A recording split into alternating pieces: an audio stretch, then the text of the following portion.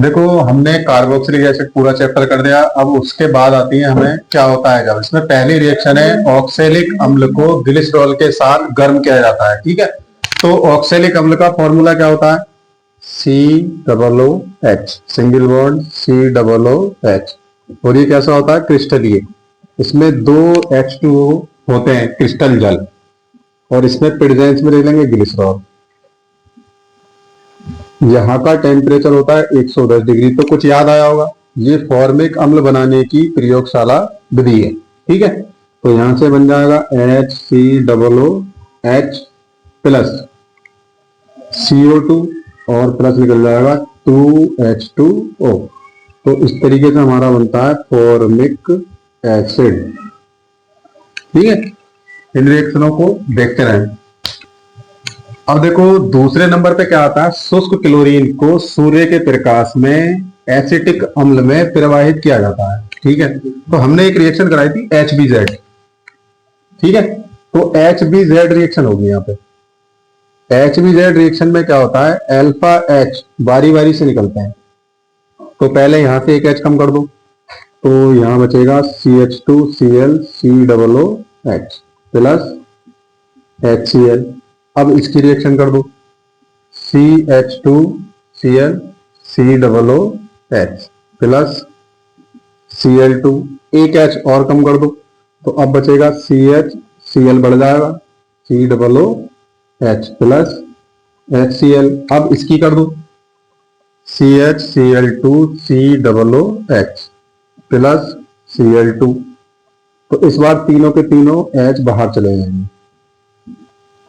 और प्लस निकल जाएगा HCl। इसी का नाम है ट्राई क्लोरो एसिटिक एसिड।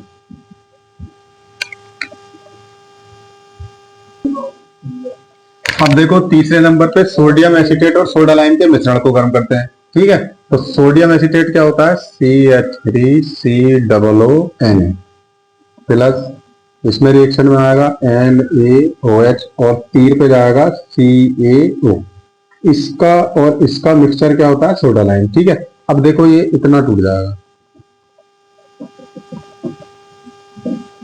अब बॉक्स के बाहर की चीज को ऐड कर दें, तो CH3 और H क्या हो जाएगा? CH4 और प्लस Na2CO3। ये आपका बनता है मेथेन। ठीक है, इस तरीके से ये रिएक्शन हो जाएगी। मिटा दो। अब देखो, अगला नंबर है फॉर्मिक अम्ल को सांद्र H2SO4 के साथ गर्म करते हैं। तो H2SO4 का काम होता है निर्जलीकरण करने का। निर्जलीकरण का मतलब होता है किसी चीज के अंदर से जल का निकालना। तो पहले आप लिख लें HCOOH फॉर्मिक एसिड। ठीक है, यहाँ पे प्रेजेंस में लिख देंगे कंसंट्रेट H2SO4। अब इसमें क्या निकलेगा? H2, यानी ये OH और ये निकाल दो, तो बीच में क्या बचा? CO। तो यहाँ पे बन जाएगा CO और प्लस H2O। इसी को कहते हैं निर्जलीकरण। कार्बन मोनोऑक्साइड बन गया, इसका नाम है कार्बन मोनोऑक्साइड।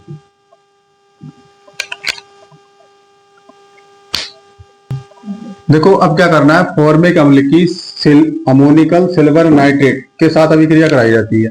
तो अमोनिकल सिल्वर नाइट्रेट क्या होता है? टॉलेन अभिकर्मक होता है। ठीक, अब इसकी रिएक्शन करेंगे तो इसका उदासीन विलयन लेना पड़ेगा। उदासीन विलयन कौन सा होता है? ये अमोनियम फॉर्मेट। इसकी रिएक्शन हमें करानी है Ag2O के साथ। तो क्या होगा? इसका ऑक्सीकरण, इसका हो जाएगा अपचयन। तो यहां से Ag तो निकल जाएगी अलग, ये क्या बनेगा?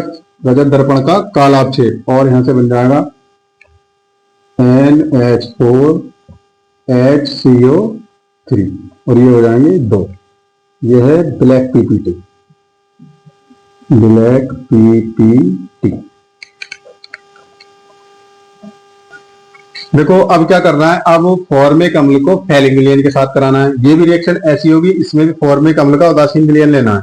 उदासीन विलयन कब होता है? जब इसमें अमोनिया गैस मिला दी जाती है। ठीक, और इसका सूत्र होता है CuO।